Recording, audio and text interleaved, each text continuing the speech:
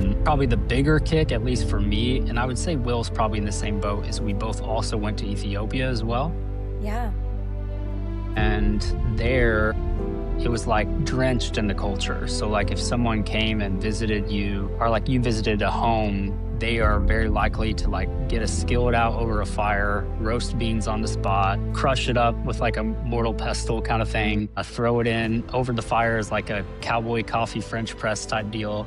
Yeah. And then serve it to you on the spot. So like, all in those moments. And that kind of culture, I think Will did this, but maybe just me. I remember I got green coffee just from like a grocery store, brought it home and roasted it on a skillet and lit the whole place like in smoke, and was like, because it was, didn't know what I was doing. I was just going in my apartment.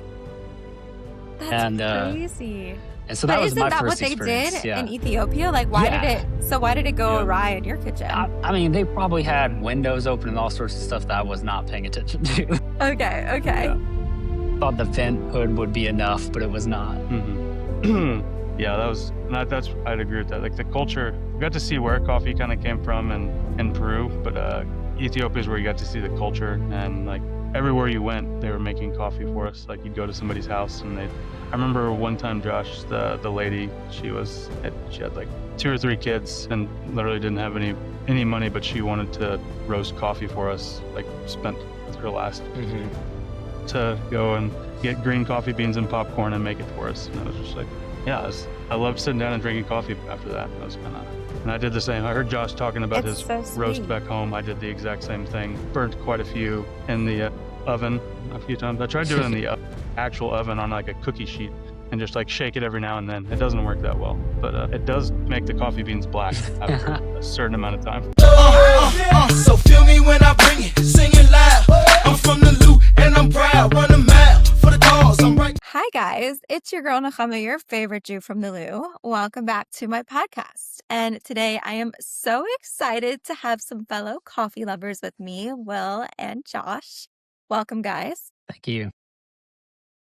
Okay, perfect. Thanks. Now, I met Will about like a year ago, and it was random. I came to his gym because I was doing a breath and exposure class, and he found me on Instagram after that, and he just started he's like, I have to know more. We met up for coffee, and we just nerded out completely. And then all 3 of us collabed this past Christmas in an advent calendar that Will got up and going.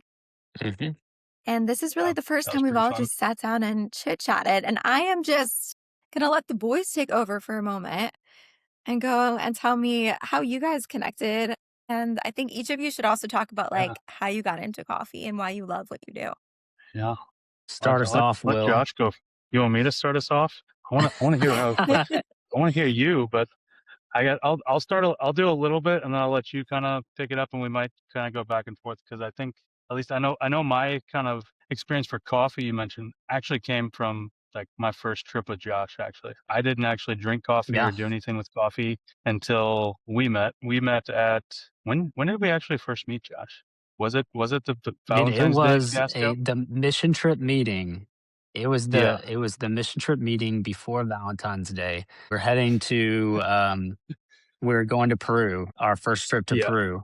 We took 2 together. But the first one is just saw this dude across the room that to me was in my head out of place. No, I think it's mainly was. because you're a sports guy. And you were playing baseball and football, right? At the time, at least. Yeah, at the time. And I was much more in that more theology world because that's what I had started with. And so I saw you as hey, this sports guy that's here that's decided to do a mission trip, which is really cool. And so then after that, I invited you to a Valentine's date, me and you. It was a romance. Yeah, That's so cute. Yeah, I was like, hey, I don't have a date. You like Arby's? For some reason, we decided was it Arby's, right? That was the thing. Yep. We went and got Arby's. There you go. And that was the beginning. Yeah, from there, we both went to Peru. And I would say that was probably for both of us.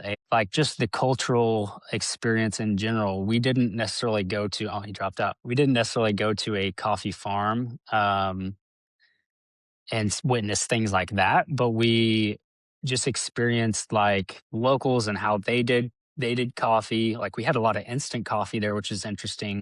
Oh, interesting. Yeah. And so I remember like doing that a lot with locals. And then, yeah, just being part of a different culture than you and seeing the importance of things like that there where it can be grown, I think started it for both of us. And then probably the bigger kick, at least for me, and I would say Will's probably in the same boat, is we both also went to Ethiopia as well. Yeah. And there it was like drenched in the culture. So like if someone came and visited you or like you visited a home, they are very likely to like get a skillet out over a fire, roast beans on the spot, crush it up with like a mortal pestle kind of thing, throw it in over the fire as like a cowboy coffee French press type deal Yeah. and then serve it to you on the spot. So like, all in those moments. And that kind of culture, I think Will did this, but maybe just me. I remember I got green coffee just from like a grocery store, brought it home and roasted on a skillet and lit the whole place like in smoke and was like, because it was, I didn't know what I was doing. I was just going in my apartment. That's And, crazy. so But that was isn't my that what first they did experience. in Yeah. Ethiopia? Like, Yeah. why did it go Yeah. awry in your kitchen? I mean, they probably had windows open and all sorts of stuff that I was not paying attention to. Okay. Yeah. Okay. Thought the vent hood would be enough, but it was not. hmm Yeah, that's I'd agree with that. Like the culture, we got to see where coffee kind of came from in Peru, but Ethiopia is where you got to see the culture and like everywhere you went, they were making coffee for us. Like you'd go to somebody's house and I remember one time, Josh, the lady, she had like 2 or 3 kids and literally didn't have any money, but she wanted to roast coffee for us. Like spent her last Hmm. to go and get green coffee beans and popcorn and make it for us. And I was just like, yeah, I loved sitting down and drinking coffee after that. I was and I did the same. I heard Josh talking about It's his so roast sweet. back home. I did the exact same thing. Burnt quite a few in the oven a few times. I tried doing it in the actual oven on like a cookie sheet and just like shake it every now and then. It doesn't work that well, but it does make the coffee beans black after a certain amount of time. That's so cool that you guys like just went for it though. Honestly, like I was listening to a podcast called It's Just Coffee and they had a guy on from Ethiopia and he talked about how like culturally, even if you had roasted coffee beans in your house, it was considered rude to not roast coffee every single morning and then go out to the neighbors and talk to them and invite them in. Like it was just such a cultural experience. Yeah. Oh yeah. So, how did you go from like burning green coffee beans in your kitchen to like having your own little roasting business? Because both of you Yeah. are small batch Hmm. roasters, correct? Hmm.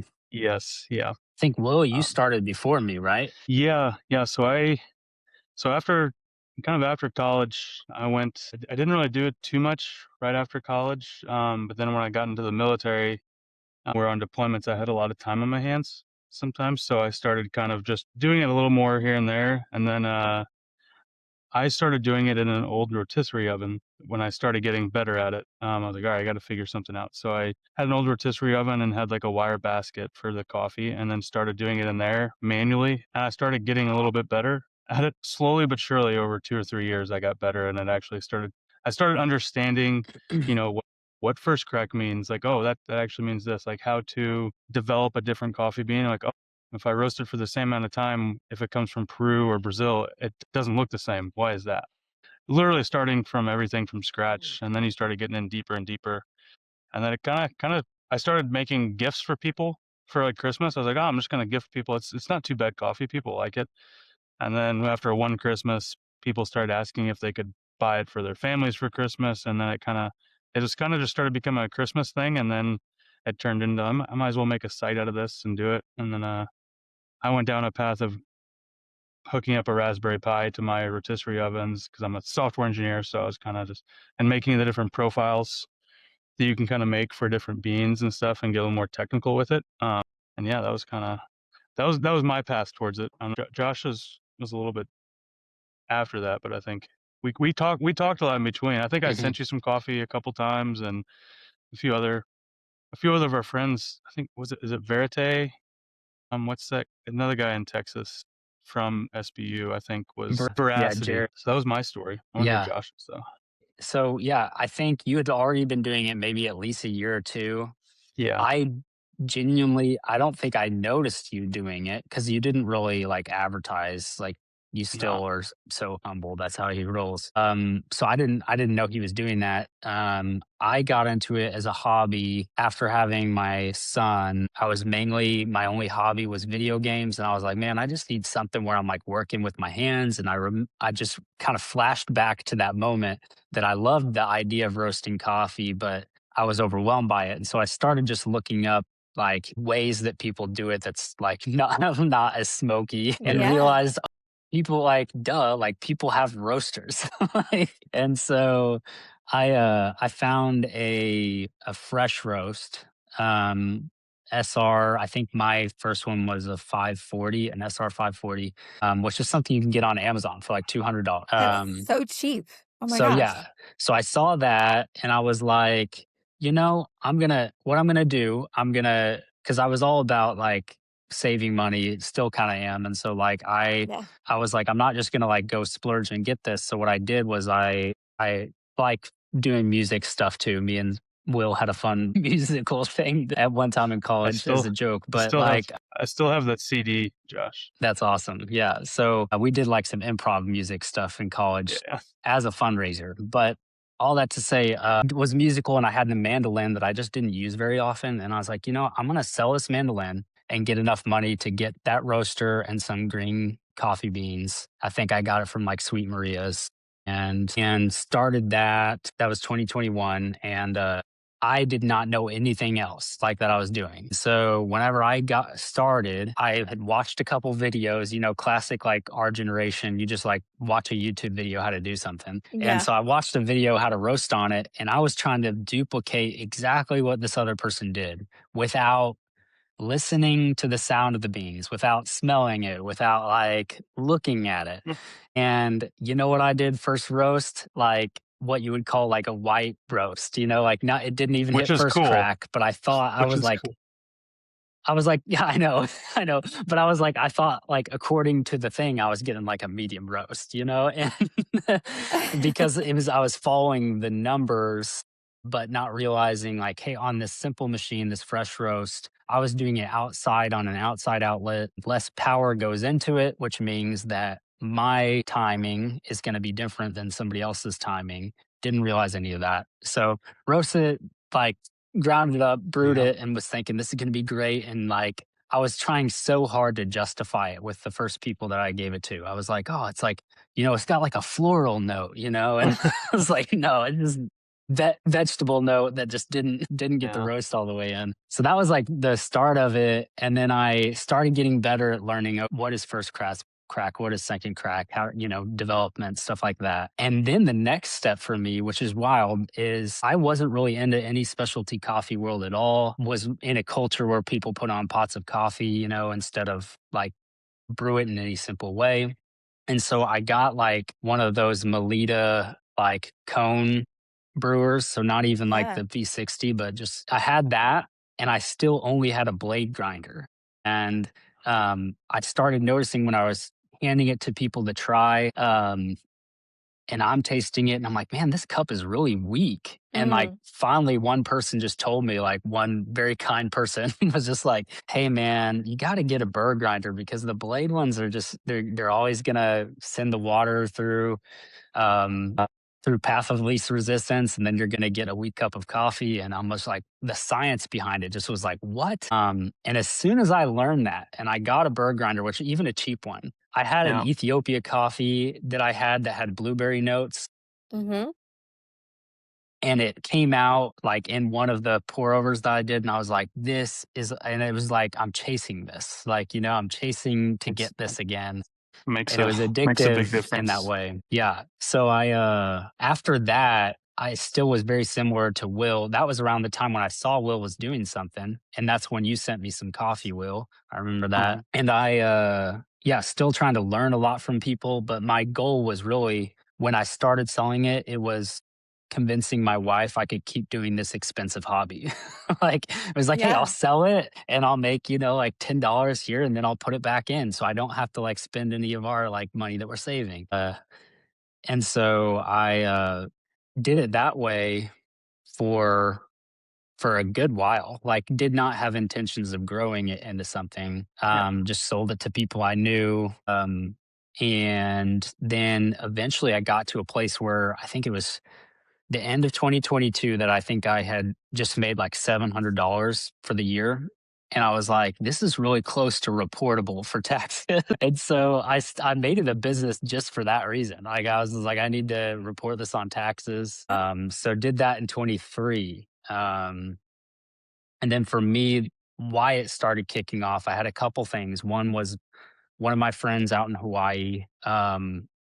I sent some coffee over to just as a gift, and him and his wife were like, "This is the best stuff we've had. Can you make us it in bulk so we can like save money on shipping?" And I was like, "Man, on this little thing, it roasted a fourth a pound at a time." So on this Mm, little thing, I was like, "This is going to take me like 8 hours to roast you guys 4 pounds," like, yeah. and so he was like, man, what if, we're willing to pay for this coffee for a while. So what if we front you like money for like several orders and let you get like another one of those machines? There was I think it's the SR 800 that's like a half pound. So getting that and then roasting both of those side by side. And so I got those. And so then I could do 3/4 a pound at a time. um, so that was one of the parts where it started kicking off then, because a lot, was able to do a lot more, was able to kind of like push myself out there more. Um, and then the bigger one, which is a heavier part of my story, is my wife passed away in late 23. And at that moment, that's when a lot of people were like, hey, I had another job, but people were like, we want to support you in a way that like still, is not just giving you money, but like, doing something you enjoy. And so a lot of people really invested in that. And through that, I got an Alio bullet. And that's kind of where it really started doing well. And now I'm already, just from once you get a certain amount of money and you're not, for me, I've always got the money before I spent it instead of like doing any loans. So at this point, I've gotten two bullets now and run them side by side. And so that's kind of the coffee journey for me. Is it still a hobby for you? Or at this point, is it something that you're like, want to do full time? Oh man. So I was just talking to someone about that today. I stayed a side hobby. I still haven't actually taken any money from it personally. I've just kept Hmm. it in a business account and I see it grow, and then I used it for green coffee or use it for maintenance or different things like that. Yeah. And it's slowly growing, but so I know I'm making money, but Yeah. like, I didn't need it to be that, because I worked in ministry full time. When I got part of my story too, I got remarried this last year, so 2025, to a widow as well. And that move, I moved from where I was at. I was in Oklahoma, went to Texas, and that move, I was like, I'm gonna take some time. Really, it was more so for our boys. We each had one boy we're bringing into this, and it's like, let's make sure that there's a presence in the home and structure being built, and um, kids not feeling like they're being neglected. And so that was really the real reason I stopped ministry for a bit, and I went with just the coffee and the home.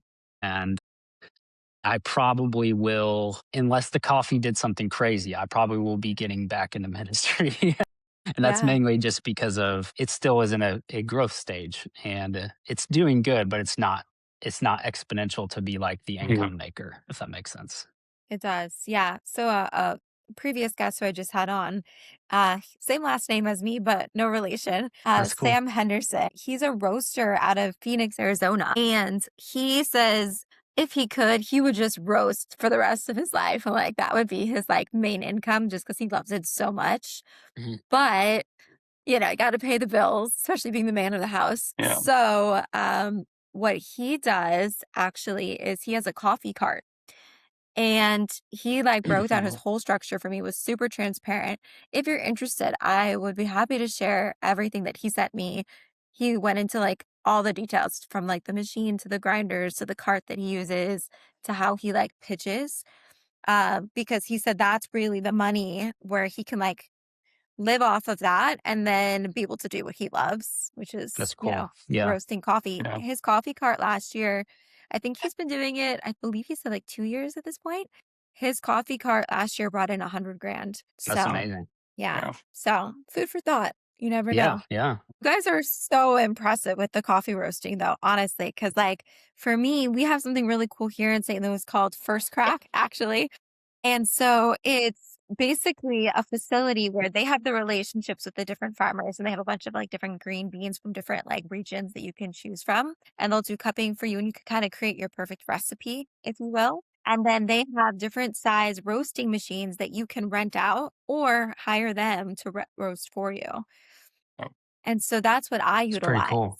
And like they have a free like roasting course and it was so cool. Like the first course that I took with them, I learned all about first crack where, like it's like mhm. basically when you roast like the coffee berries, like it or the coffee beans at that point, when it does that first crack, that's when it becomes your light roast. And you wait just enough time and then you can be a medium roast. And then that second crack is that dark roast. And you want to make sure you cut off just in enough time that you don't burn your beans, You want to? Yeah, It's exactly. such a cool process. Such a cool process. So I was a barista for the past 2 years because I wanted to learn from the ground up. And so I'm like in the coffee business. I want to know all the sides of it. And so recently I just joined my shipping and fulfillment team. I work in a coffee warehouse now. And so I'm learning all about because they roast their own beans as well. So I'm learning like all the science nerdy type of stuff of coffee that you guys know. That's what I'm learning now too. Plus like shipping and fulfillment. And I'm like, how are all these people making money with all their beans? Like, how are they getting their K cups out there? Because I'm seeing like hundreds of thousands of bags go out every day. And I'm like, Yeah. I want that to be me. I want to make that much money. It's cool. Yeah. Yeah. If you were asking me how much I can, right now I have 4 small 1.5 pound roasters that I built. So I can roast Okay. those pretty well. But then the Mill City roaster is a 5 kg, so you can get close to 15 pounds or close to 10 pounds. I mean, so it's quite close. I'm usually going to do Mhm. 5 to 7 pounds smaller than that. Just because I want to keep it small batch. Like if you do anything over 10 pounds, it's hard to keep quality control over that much for this Yeah. small batch. So I definitely want to stay small batch, but there's been a few times where I had to say no to some orders because they were just so large and they needed it faster. So Mm, this will allow me to kind of do that. nice. That's really exciting. Yeah.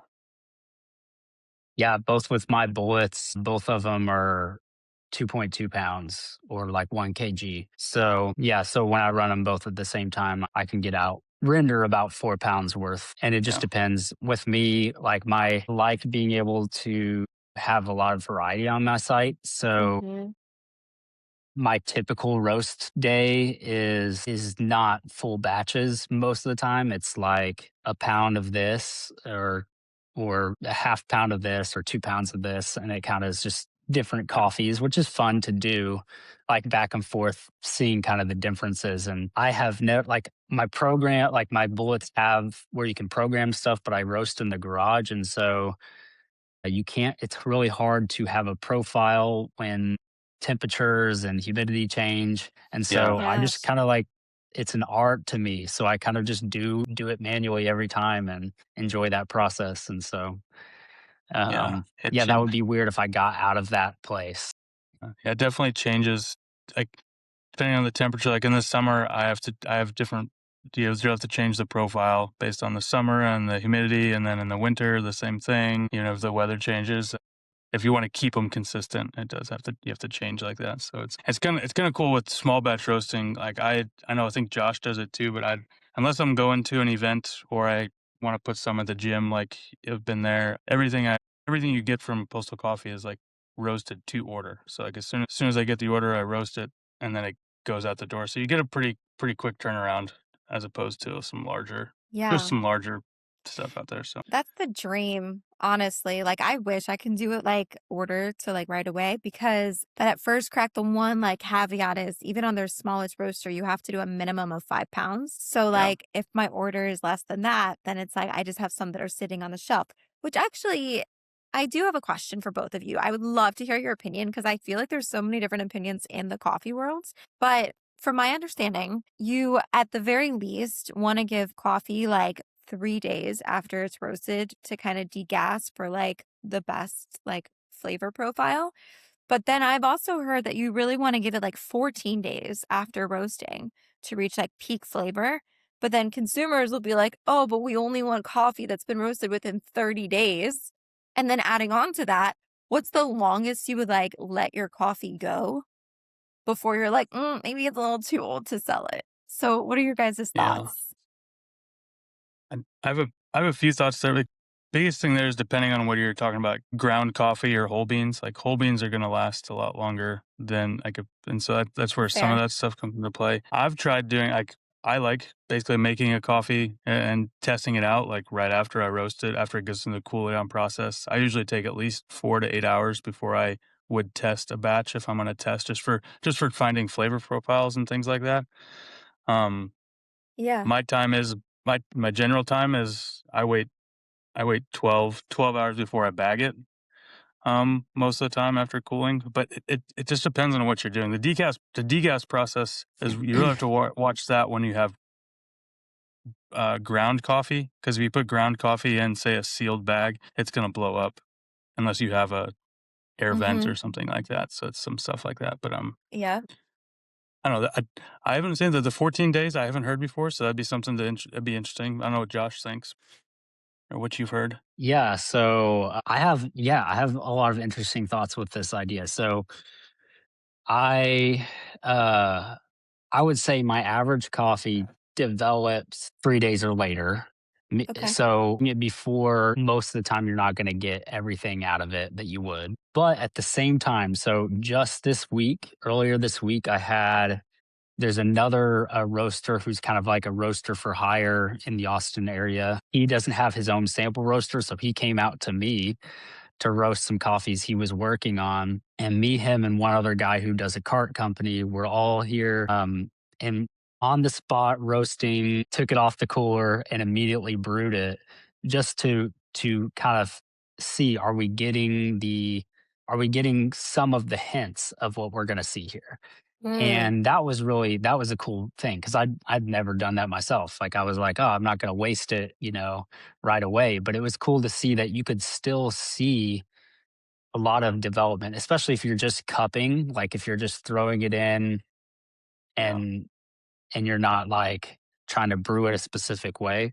But the reason why the 14 is there is primarily, and I would say it's primarily because it's a light roasted natural. So coffees, the process and the roast level are going to play a big part in development. The darker the roast, the less time it needs to develop because it's Oh, already released some stuff. And so a lighter roast, and especially even like variety. So you'll love this. I have a Peru geisha that a farm gifted me What? recently. what? And I didn't yeah. know they did that And down there. Okay. dude, I know. I've recently got into geisha, so I'm so interested.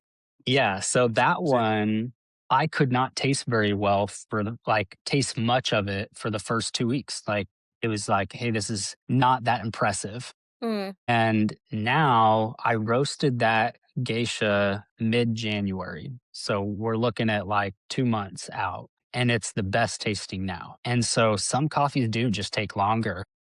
Yeah.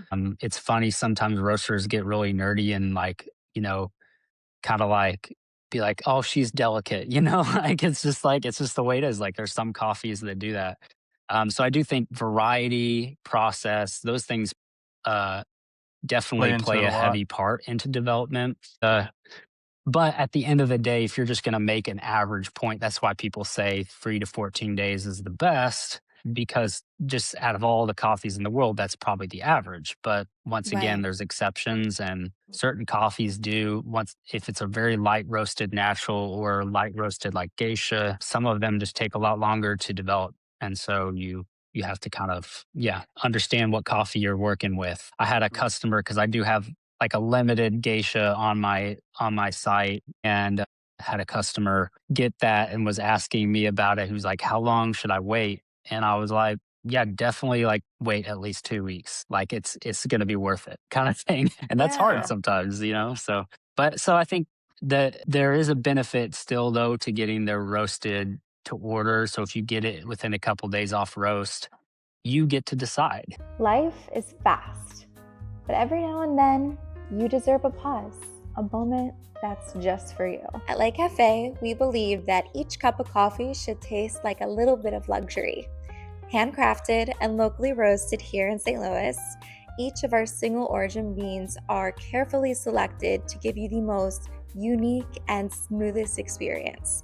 Whether you like a light, medium, or dark roast, we got you. For those busy mornings, or for my coffee lovers who prefer efficiency, we also have K-Cups. So go ahead and pour yourself a cup that tastes like self-care. Visit www.lakecafe.us to bring the cafe experience home. Lake Cafe, you deserve it. You get to decide as the Exactly. customer, do I want to see how this develops over time? Whereas you might not get that decision at a bigger company because you only have the choice of seeing how it is at the end of it. So then you're a big fan then of like putting the roasting date on the bags of coffee. Oh yeah, for sure. Always, yeah. For sure. Um, Can we Yeah. take a moment? Because there's probably going to be like some listeners who are like, what on earth is geisha? So do either one of you want to like explain just in layman terms, like what geisha coffee is? Really good stuff. It's kind of this is where I don't actually know where the strand actually started, but I Ethiopia. actually didn't know. Is it in Ethiopia? Okay. Because like where I've been Mhm. getting a lot from right now is Nicaragua. I get a lot of mine from Nicaragua. Yes. I got two Ooh, farms that I I've been talk messing with down there. Nicaragua. That he's got some down there. And I've been talking with him. It's becoming very popular because it has more of like you can get more tea flavors out of it, like Earl Grey, cardamom, things like that. Mhm. And it's actually very, very popular in Japan. And like Japan's basically taking up all the geisha, and there's a lot. It tastes so good that it's like super expensive to get anymore. Like if you can find a good farm at a Mhm. decent rate, it's really nice to have. So, but you can bring out so many different flavors of it depending on how you roast it. Like, I tried a white roast with the Nicaraguan the other day, Josh, and it was like Mhm. it was absolutely crazy how much came out of it, and people were like loving it. Cause like, oh, this tastes like tea, and I'm like, yep, it's coffee though. Like, so it's kind of funny. Yeah.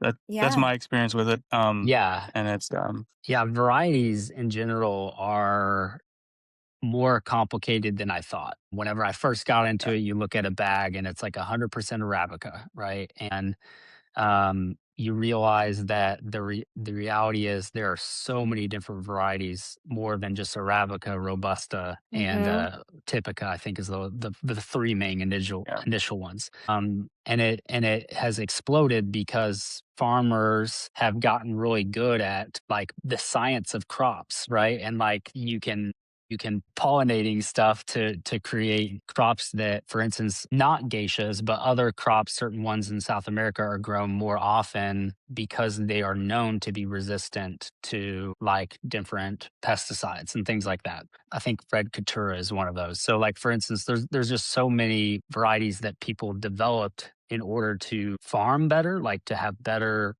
production from their farms.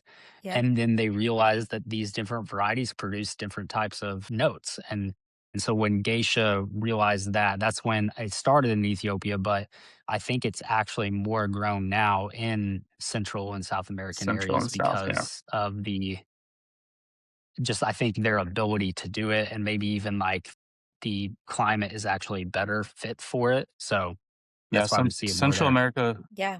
I was just gonna say Central America started growing a lot more because it was actually producing more effectively than it was like it actually produces very effectively in there. So that's kind of funny that the crop science behind it all is like kind of crazy. They do one thing one place and then test it somewhere else, and it makes a total difference in how it works, how it grows, how it produces. And production's a big thing about coffee now, like wanting more and more production because there's more and more demand, and there's almost like the supply and demand is so high. If you've seen your coffee price go up in the past 4 or 5 years, it's because there's so much more demand for it, and there's somewhat of a decrease in the supply.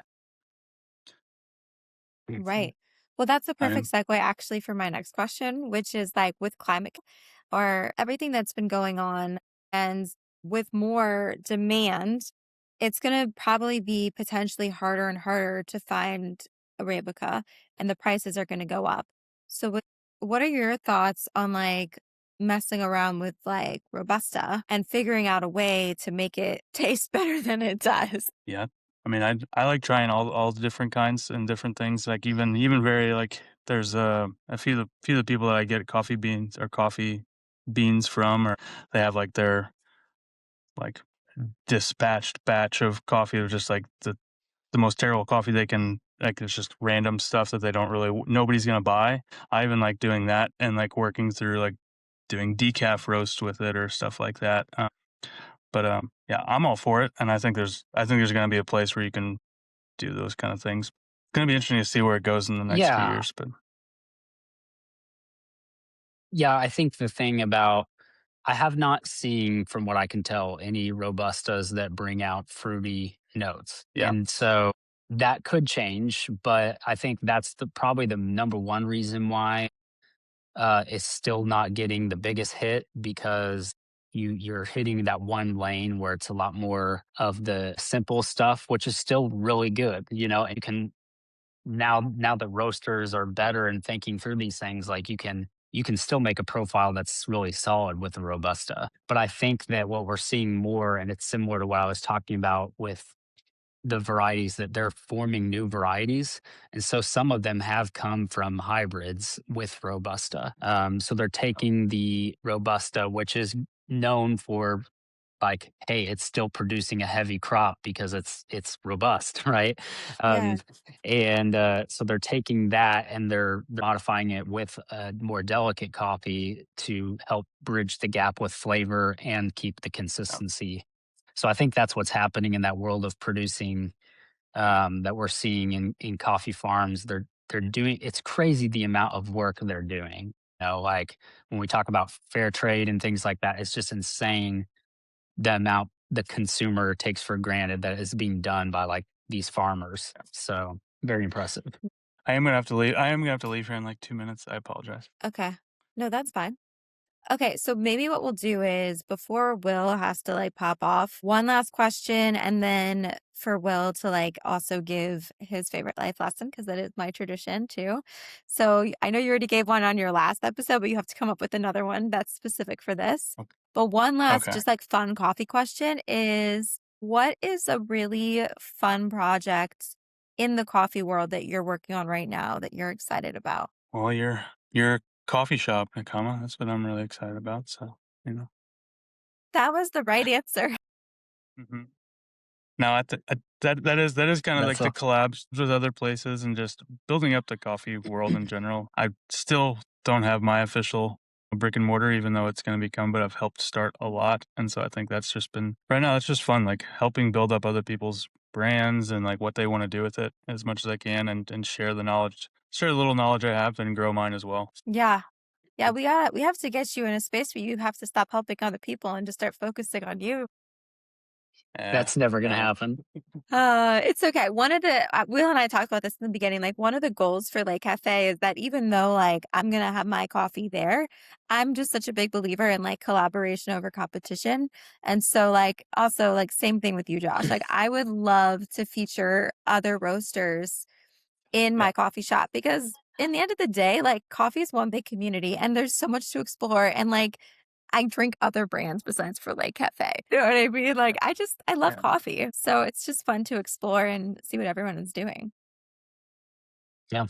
Okay, so wait, before you pop off, Will, share with us your favorite life lesson or quote. Well, I know, like we've done one before. My life lesson changes every month, or at least. But right now, um, I'd say just with a lot of timely events happen, like reach out would be like my like if you're thinking about reaching out to somebody, do it, and say hi Oh, and listen. Yeah, I've been unfortunate, lost a few close friends lately, and it's like very sudden. So it's like something I want oh, to definitely. It's just reach out. I wish even just this right here. I'm like about to cry because I'm like I should be reaching out to Josh more. This is stupid. Like I should be talking to Josh more. Um, and just like friends like that. So yeah, that's probably my life lesson today. Just like life's short, so do what you can with it and reach out. Well, listen, let's be real. As much as we all love coffee, we also just love people, right? That's why we're doing what we Yeah. do. That's what Hmm. got us all started doing what we do. So I think that totally fits with the whole theme. I'm I gonna agree. let you go. I know I could talk to you forever. I'll Yeah, see you I know. soon Keep because you're coming talking. back to St. Yeah, Louis. keep talking to Josh. I want to listen to this later and hear funny things that he said when I'm not in the room. So I'll do that. Yeah, I'll probably be. We'll talk all about you the minute you get Yeah, off. that's All what I'm right, gonna I know. All right, I'll talk to you guys later. Bye. See ya. see. Will. Bye. Oh my gosh, it's so great. Yeah. So Okay. do you want me to answer like those two questions as well? Is that what we were thinking? Or Yeah, I want to talk to you a little bit more too, but I Mhm. definitely, so we'll save the little life lesson for a little bit, but Sounds for good. sure, Yeah. I am curious to know like if there's any like projects that you're working on that you're excited about. Yeah, well, I mentioned, the other roaster joining, like coming over and roasting alongside me. That's my first experience of something like that, which was really cool. But him and this guy who runs a cart, just all three of us kind of have the same kind of mindset. And it's cool to get three people who are all in that coffee world, and we kind of talked about how, hey, we neither of us would be invading the other one's, like, area where they're getting customers, right? Like, so Yeah. instead of like that, we should just have like a mindset of like, how can we help each other, how can we help each other move through businesses? And that's what formed, like, when we got together. That's what was like, hey, yeah, I'm the one with a small roaster that can do small batches, whereas he's a roaster for hire but doesn't have his own like main roaster. And if he does use another one, it's going to be like a 15-pounder, and so he better know Hmm. what he better know like what profile he's working with before he goes in and just like messes up a whole batch of coffee. And so like I can help him in that area, like, come on over, roast some of those batches. Like, they are more further along in business, and so they can help me with like how to increase my business and those kind of things. And the one running a cart, is benefiting from like using our beans even for the cart and using our help. Like, we both can do somewhat barista work. I say somewhat. I'm the weaker of the three for sure, but like that as well. And so like that's I think a really cool part. The second one is I hinted at that geisha from Peru, but like what just recently over the holidays, what got me a lot of traction on my Instagram is like I put an ad kind of telling my story, and it caught the attention of a decent amount of farms, which is really cool. Cause unlike Will is one of those guys that he's got the business mind. He's gone to the farms. Hmm. Like, I use distributors because it's easier. Like, I can go online and just say, yes, I want that. Yeah. And so, like, this is my first experience talking with a farm where they sent me some green coffee. I roasted it, like, came back and was like, hey, I would love this. And then kind of talking about how do we actually get this to me? And this farm is new to doing anything in the States. And so there's some stuff on their end that they still have to figure out before they can, import coffee, if that makes sense. Yeah. So that world is new but exciting to kind of, yesterday I was messaging him, and he was talking about like, yeah, setting up kind of a long term partnership of like how much of this geisha I might want every year from like the newest crop. That's for them when it's about production and knowing, okay, are we being able to sell the majority of our coffee instead of it go to waste? Like, Right. for them, it's important to know how much am I going to be giving to this person and this person, this person. And for us as the consumer, most times it's like, can I just like say I want it now and then tell you when next? And it's really cool when two groups can come together and kind of go, okay, how can we benefit each other and respect each other's like where we are trying to grow and those kind of things. So Yeah.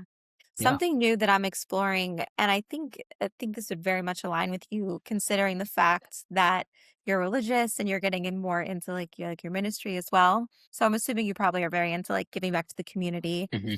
and like tithing and all that kind of stuff. So I'm Jewish. That's my Hmm. background. Obviously, Jew from the Lou.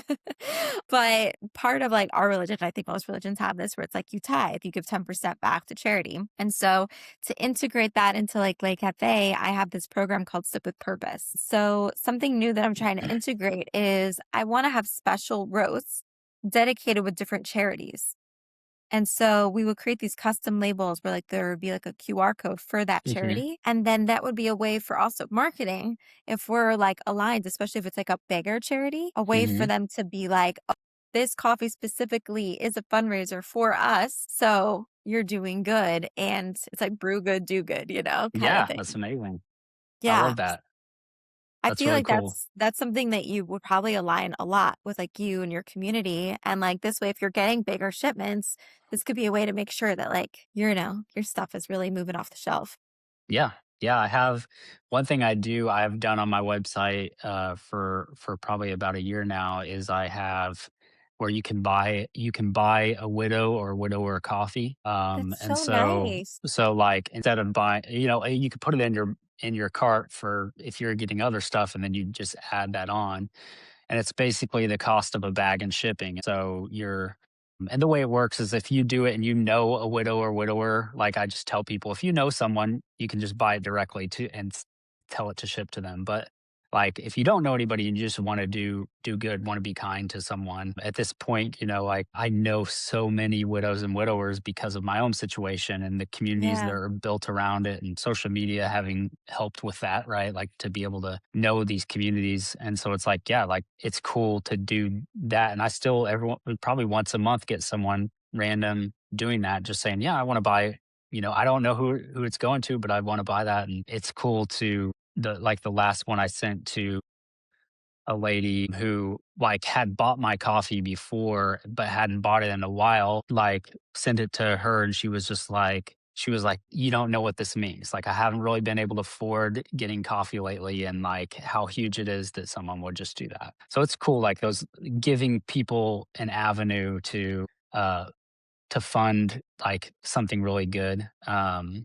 That's pretty neat. So That's so incredible. I love that. And I feel like it's even in general would have been incredible, but especially because coming from like such personal experience, mhm, it's like it's so beautiful that you took something you went through and thought, how can I help other people? mhm, Because I mean, it's kind of like it really actually goes back to Will's quote too. It's like these small moments of like reaching out to people really make a big difference. I can relate to loss because my father passed away 3 months ago. mm, And it's like, it's just one of those things that when we all know we're going to lose people in our lives, it's just part of the human experience if you live long enough. But until you actually go through that experience, it's just like hard, you know? yeah. It's hard to explain to other Yeah, that's people. really It, hard. like it's the small things that matter. Yeah, yeah. I'm sorry for your loss too. I know yeah, being in that world now, it's like even realizing the different forms of grief people go through Hmm. because every single loss is different, whether it's the relationship difference or even just the difference in how they lost them or how it's For affecting sure. them. There's just so many layers to that. And yeah, so Yeah. I know I did not think that our conversation would go on a grief talk, but I'm kind of yeah. like into it because this is like my life right now. It's like, it's so weird how, like, I don't know if this has been your experience, but it's like, have you ever had days where it's like you're either so busy or you're just not thinking about it for once and you're just like, all of a sudden hits you. You're like, wait a minute, I should be sad. I have this huge loss. And it just like hits Mm. you randomly. Man, yeah. Yes. I think what's even more tough is, and you're still so fresh in it, but what's so tough is like when you experience something joyous that's meant to be joyful and you just wish that person was still part of it. Yeah. And it's this weird mix of emotions where you have this where you're just like worried about like, should I just be only sad or am I Hmm. not sad enough? And like Hmm. Um, I think that's when when you go through it truly, in whatever form of grief it is, that's when you finally realize like what I'm feeling is what I'm feeling. And I don't need to think, should I be feeling this way or not? Like now, granted, there's small cases where like maybe someone's like an extreme like narcissist and they're only thinking about themselves and they probably should be sad, but I think most of us normal humans, it's normal to go through the ebbs and flow of life and have moments where we're more sad than maybe we should be and have moments where we're not as sad. And and it's just part of the way we were made, and that's okay. And kind of being comfortable with the way it ebbs and flows, Yeah. and not getting hard down on yourself. There's room for like forms of grief, like um yeah, feeling regret. Like that's actually like my biggest regret. Grief was regret, Mm. specifically with like how the little things I wish I did more. Like specifically with my wife was like, I had played a video game on my phone and she'd be like, "Hey, get off of that and pay attention, to me," or whatever. And like I would, but then I'd be like, kind of like, a little slighted in it, like, "Oh, it's not a big deal." And then realize after loss, it's like, man, I would take that back 1,000 times. And I Yeah. would, and so it's like those moments where I like plenty of regret with that. I haven't lost a parent, but I lost a grandma. Well, I've lost all of my grandparents, but one of my grandmas I lost. My biggest regret is seeing my mom walk through her last, year or two, um, and me not being there as much. And I think Mm. like it's like any of those things are good to process. It's definitely good to process and work through, but at the same time, also give yourself grace and know like the fact that you are processing, that you are internalizing these things is better than not. Right. And it's weird too, because I don't know if you had this experience, but I feel like a lot of people in are grief illiterate. Hmm. And so, like, they're trying to comfort you, or like they've been through their own process, but their journey is different. So they'll try to tell you how you're supposed to experience grief. And Hmm. that is like you said, there's so many factors and there's so many like stages. And I'm like learning, like, I like how you said like it ebbs and flows because the way Hmm. I describe it is like I'm just like riding this grief wave, like sometimes it's easier, sometimes it's harder. And it's just so interesting because like it affected me differently than I thought it would. I think for me, it was my dad had dementia.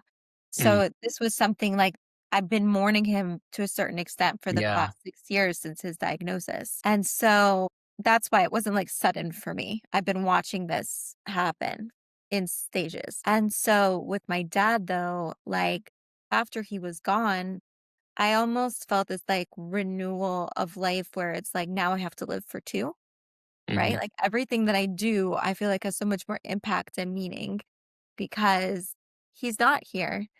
And the loss of, like, all the milestones that happened, like, I wish he were here for, but it Yeah. makes me wanna, like, do that much more. So, like, when I had left my corporate job to become a barista, to, like, pursue this whole dream, my dad was so proud of me, and it was so funny. You would have thought I told him I was, like, a VP of, like, a company or something, right? And he's like, "My daughter's a barista," and, like, I think that was helpful that he had dementia too. Yeah. So he was like, "This was just a sweet 6-year-old?" But, like, I remember he was, like, a Diet Coke addict, but he Hmm. was not a coffee person at all. But when I told him about this, he's like, "Well, I guess I better start liking coffee." So, for Hmm. me, like, I would love to have some sort of, like I don't know how I'm gonna work it into the design of the place, but some sort of, like, dedication for him Yeah. in the That was space, you amazing. know? That'll be really cool. Yeah. Yeah. Yeah. So, like, for you, 10 years time, if like all can go well, like no scarcity mindset. I know you said you're still going to be getting more back into like the ministry part of Hmm. things, but like from the coffee world, like if all could go well, like what would you like to be doing with that? Yeah. It's so funny. Like for me, money's never been a, a thing my eyes been on. Mm-hmm. It started with community. It started with sharing with people, friends and family, and Mm-hmm. I don't want to lose that. So like I think for me, when you think of that and you try to think of like a vision of the future, it's like whatever it looks like I'm happy with, but what I will want to still happen is to me help generate, whether it's my community or build a community that supports one another through it. I think that's the end goal for me, is like creating space within my realm and within realms around me to for people to care for one another. Um, Yeah. so whatever that looks like I've had ideas for shops or things like that, and it's like even those things is like it's more about the space and the creating a culture as it is Mhm. about the seeing how much money or how big this thing can get. And so I think, yeah, in 10 years, if it was like all about the coffee thing, I think it's just like that I would have made some really cool friends along the way and feel like I am in a place where I'm being cheered on by others and others I'm being able to cheer on and help grow. And yeah, I think that's what would make me happy in 10 years for sure. Yeah. So have you been to St. Louis? So I grew up in Southern Illinois. So I was Okay. an hour and a Not that half away far. from St. Louis. Okay. So St. Louis was the one of the two options for if you wanted to go shopping anywhere. So it was like either you go down to Paducah, which I think was like 45 minutes away, or you go up to St. Louis. Yeah. And so I did decent amount of trips to St. Louis. I did lots of driving through because I went to school where Will did and in like Springfield, Missouri area. And so, but I still at the same time wouldn't say I know enough to say I was ever like a part of that world, if that makes sense. Yeah, that does. I was just curious to know if you, because I know it's so funny because like Will is kind of between two worlds, right? Because he's like St. Louis, he has this like awesome like health, like wellness gym space that he's created Hmm. here. But at the same time, now that he's get engaged and like about to be married, his fiance is in Canada. So he's like kind of primarily in Canada, but he still comes Hmm. back to St. Louis all the time. So like, have you gotten the opportunity to ever see the space that he's created? No, no. Man, me and Um, Will, it's wild. Like that initial, we talked a little bit about how we really got started as friends. yeah. And it's wild how we have stayed in contact without seeing each other physically since maybe this is crazy to think about. It's very possible we have not seen each other physically since our last mission trip to Peru, which would have been like summer of 2012. Oh So my gosh. yeah. So That's what, 14 years? yeah. Yeah. That's So it's crazy. It's crazy. crazy. He's a hard man to catch sometimes too. And he also, Fair. I That's good. love, I know he said he's going to come back and listen to this and see me joking about him. He's also one of those guys that and he is not doing it in any way negative, but he sometimes will just promise something that he will probably not follow through with. And it's not because he's not a follow through guy. It's because he's doing that to everybody. He's Mhm. being so kind. So I think that often happens with us is just like, hey, we'll get together, we'll do this, and nah, it doesn't happen. But it's just part You of have to go after him. yeah. That's the thing. So it's like, I think that's my thing is where I'm just like, I'm not shy about it, where I'm like, no, we're going to make this Hmm. happen. Yeah. If I was close, I would probably be doing that. So Right. So I think what we'll have to do is to get you guys together. And anyways, I'd love for you to like come see my coffee shop when it opens. yeah. I'm manifesting this fall. I don't know how this is all gonna happen. I just, like it's just been a dream for so long. And I'm just finally like, you know what? Because like Will actually texted me the other day. He was like, so what's your deadlines? And I'm like, you know what? Getting all the investor money by the end of March, getting the SBA loan by like the end of April, and then construction starting in May, shop opens in fall. Hmm. I just pulled that out of my Hey, hat. I'm like, yeah. it's out there now, and now it's on the podcast, so now it's really out there. There you So I'm go. like, it has to happen. But for sure, I feel like Will's going to be there for the opening. And when that happens, you should come down too. So then, That'd be because it's cool. right across the parking lot from where his whole gym space is. That's awesome. That's exciting. Yeah. Yeah. So it's just so funny.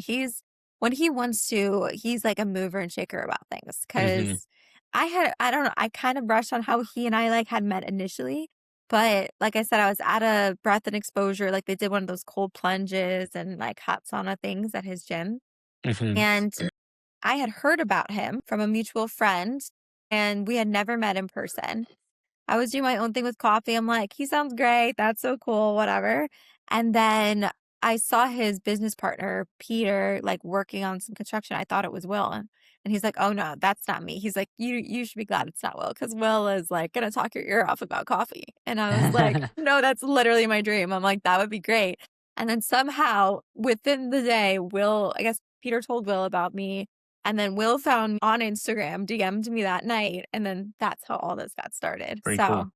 he just went for it. And it was great. And I'm like, Yeah. literally like just a good human. So I'm so glad our like Hmm. paths connected. He really is. Yeah. Okay. So, question for you. I have this tradition at the Hmm. end of every podcast episode where this whole podcast is based on this theme that like one who is wise is one who learns from everyone. Mm. So if you could share with us your favorite life lesson or quote, what would it be? Yeah. When I heard that question, it gave me a little bit of extra time to think. But I think mine does often come from what I've experienced, and having experienced loss in the way I did. The one thing I think I would always challenge anybody to do, no matter what faith background they have or anything like that, is life is short here on this earth. And it's not about like YOLO go wild, but it's about be meaningful in what you Yeah. do. Because if you're not gonna walk in meaning, it's gonna come and go, and it's gonna not be worth it. And like small scale examples of that is like, sometimes it might be like saying yes to a vacation that you're like, am I splurging too much? Like, it's like, what if you can't do that again? Right. Like, for instance, you and your business, like taking the risk and, like that's a big deal. Like if you didn't take that risk, you might question for several years of your life, like what would have happened if I did that? Like, Mm-hmm. and I think sometimes that's well worth it. Obviously, there's a whole opposite side of that with wisdom and being smart about decisions. But Yeah. I think at the end of the day, too, like being able to go, hey, time is short, and I do want to do something that is going to mean a lot to me, or at least attempt to do those things and see what happens from it. So, yeah. Yeah. Thank you, first of all. Needed to hear that. Because even on the entrepreneur journey, like you still question yourself, you still doubt yourself all the time, But I think whenever I hear people talk about all the things they wish they could do and then start listing out all the reasons that are practical why they can't, Hmm. and they're not wrong. They're not wrong. And like everyone has to do what's right for them, But at the same time, it's like, I think one thing that I've learned on this journey is that a lot of us underestimate what we're capable of. Hmm. Especially like we're not doing it alone. Sometimes like you see entrepreneurs, you think they're doing it alone. There's a whole village. There's a whole Hmm. community of people, and there's people that you will meet on this journey that like you never even thought you would have met, and it will change your whole life. Yeah. I think that's where faith comes in. I'm a God girl. I'm Hmm. like, I think being an entrepreneur like is a mirror for yourself and with your relationship with something higher. And so it's just a great opportunity to grow. Very cool. I'm so glad for this connection. I hope we Yeah, me too. continue. And I think we should try to do some sort of collabs. That would be fun. That So sounds good. I'll have to think on that a little bit more, but I'll come up with something. All But right. thank you so much for the time. And it was so great, like face to face, if you will, meeting Yeah. you. And yeah, Yeah. So great to meet you as well. So thank you for having me on here. of course. Okay. So we'll be in touch and I'll let you know when this episode airs. All right. Sounds good. All right, thanks. Have a good Bye. one. Bye. Well, guys, this was another great episode. Thank you so much for listening or watching. And if you're not already subscribed, what are you doing with your life? Hit that subscribe button and please share this episode with a friend who you think would benefit. I hope you